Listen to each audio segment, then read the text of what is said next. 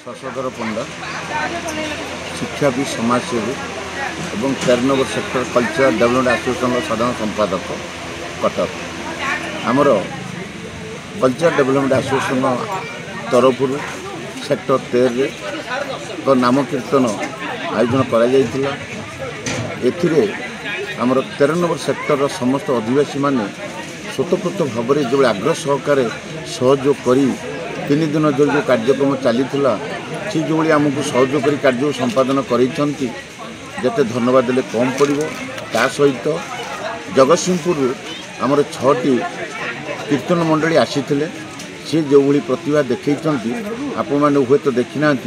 आम जिते धन्यवाद देले भी प्रशंसा कले कम पड़ो। कारण पैसाटा बड़ नुहे 3 दिन धरी जो नाम से नहीं एवं ये वर्तमान सकाल 9टा ठारू 2टा पर्यंत तांकर जो आमर 13 सेक्टर को भ्रमण करिसेंती बड़ा आश्चर्य कथा। व्यक्तिगत भाव कह गोटे पाद चली पारे ना ये ठाकुर आशीर्वाद मु कंटिन्यू 5 घंटा चली केवल भीमराज पट्टनायक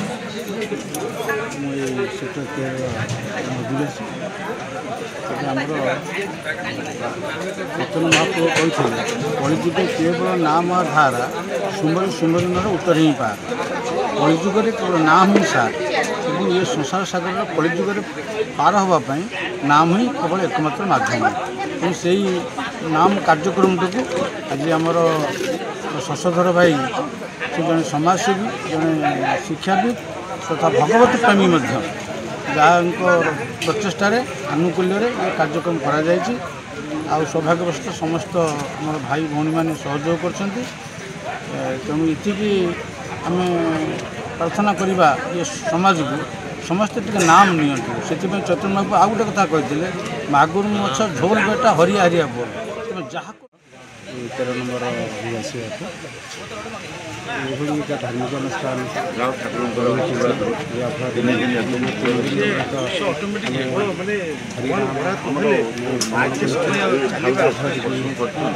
आत्मा पवित्र होती समस्त अनुष्ठान कर्मकर्ता धन्यवाद।